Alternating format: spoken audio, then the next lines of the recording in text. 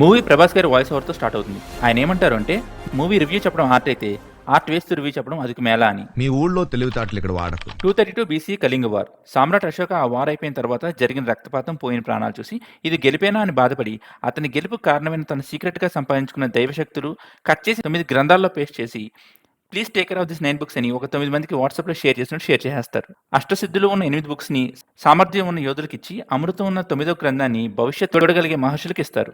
మారుతున్న కాలానికి తగ్గట్టు వేసుకున్న డ్రెస్ మారినట్టు, బుక్స్‌ని కాపాడే యోధులను కూడా కాలానికి, వయసుకి తగ్గట్టు నెక్స్ట్ జనరేషన్ యోధాస్‌తో రీప్లేస్ చేస్తూ ఉంటారు.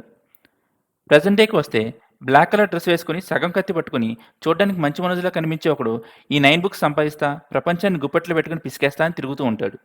మహాబీర్ లామా పేరు కొంచెం కష్టంగా ఉంది కదా అని సింబాలిక్గా సెట్ అవుతుందని బ్లాక్ స్వర్డ్ అని పిలుస్తుంటారు. ఈ 9 బుక్స్ ఆ నల్లకత్తికి దొరికాయా? దొరకకుండా ఈ న్యూ జనరేషన్ యోధోస్ అడ్డుకున్నారా? లేకపోతే ఈ అడ్వెంచర్స్ అన్ని హీరో కథ చేయాలి మనకెందుకు అని రియలైజ్ అయ్యి రిలాక్స్ అవుతారా అనేది ఈ సినిమా ప్లాట్. సినిమా ఎలా ఉంది అని చెప్పే ముందు ప్లీజ్ బీ ఇన్ఫార్మ్డ్, ఇది కంప్లీట్గా నా ఒపీనియన్.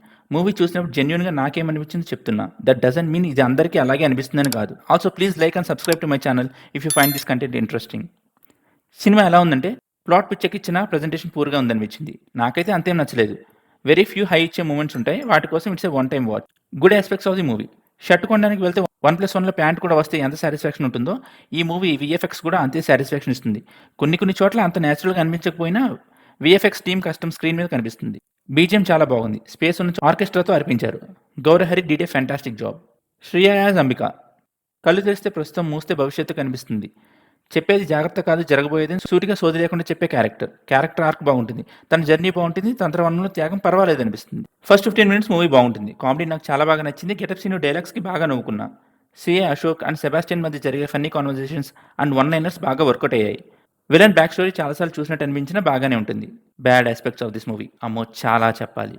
రైటింగ్ చాలా ఫ్లాట్గా ఉంటుంది అసలు. రైటింగ్ అంటే I'm not talking about dialogues here. Character arc, journey, adventures చాలా సింపుల్గా ఫ్లాట్గా అనిపిస్తాయి. కంటిన్యూటీ మిస్ అవ్వడం, ప్రీవియస్ డైలాగ్స్కి జస్టిస్ చేయకపోవడం లాంటివి కనిపిస్తుంటాయి. మిస్టర్ ఏజే ఈ మూవీలో ఒక డైలాగ్ చెప్తారు. ఆ పరిష్కారం కోరుకునేది మహాత్యాగం. పుట్టబోయేవాడిని తల్లి కాదు, పరిస్థితులు పెంచాలి. ప్రకృతి శిక్షిస్తుంది, శిక్షణ ఇస్తుంది. ఆ పరిస్థితులే అతని యోగిలాగా మహాయోధుడిలా మలుస్తుంది.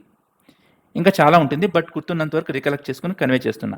జాలీగా వెళ్తున్న జర్నీలో ట్రైన్ టైర్ పంక్చర్ అయ్యి టూర్ క్యాన్సిల్ అయినట్టు అంత స్ట్రాంగ్ డైలాగ్స్ బీజిఎంతో హైపెక్కించి తీరా హీరో జర్నీ చూస్తే చాలా ఫ్లాట్గా, దీనికెందుకు సూపర్ యోధా, అల్లాడిపోయే మా సమీర ఆకసిపోదా అన్నట్టు ఉంటుంది. హీరో ఎంట్రీ చాలా లాగ్ ఉంటుంది. అన్నెసరీ మాస్ ఎలివేషన్ ఇవ్వడానికి ట్రై చేసినట్టు ఉంటుంది. మాస్ డైలాగ్స్ చెప్దామని ట్రై చేసి నాన్ సింక్లో నాన్ సెన్స్ మాట్లాడినట్లు ఉంటుంది.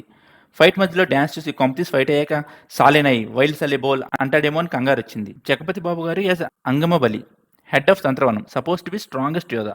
ఒక్క సీన్ కూడా ఉండదు to show how strong he is అని. ఈ మూవీ రైటింగ్ ఎంత వీక్గా ఉంటుందంటే ప్రీవియస్ సీన్లో ఒకటి ఎస్టాబ్లిష్ చేసి ఇమీడియట్గా దాన్ని కాంట్రడిక్ట్ చేయడం కానీ, జస్టిఫై చేయకపోవడం కానీ, లేకపోతే తూచ్ అది మర్చిపోండి అన్నట్లు ఉంటాయి. If you can't justify something don't write it. For example, ఒక సీన్లో హీరోయిన్కి హ్యాండ్ కట్ అయ్యి బ్లడ్ లాస్ అయ్యి ఫెయింట్ అయిపోతుంది. హీరోకి ఏం చేయాలో తెలియదు. చేతిలో మిరాయి పక్కన పెడితే అది స్లోగా రోల్ అయ్యి హీరోయిన్ చేతి మీద పడి ఆ కట్ హీల్ అయిపోతుంది. So Mirai has a power to heal అని ఎస్టాబ్లిష్ చేశారు. అది కూడా without any effort or activating Mirai. But చూస్తే మూవీలో చాలాసార్లు హీరోకి దెబ్బలు తగిలితే చేతిలో మిరాయి ఉంటుంది, బట్ ఎక్కడా హీల్ చేయదు. అలాంటప్పుడు ఏదో హీరోయిన్ కాపాడడానికి కోసం ఈ సీన్లో ఇది వాడేద్దామని రాసినట్లు ఉంటుంది.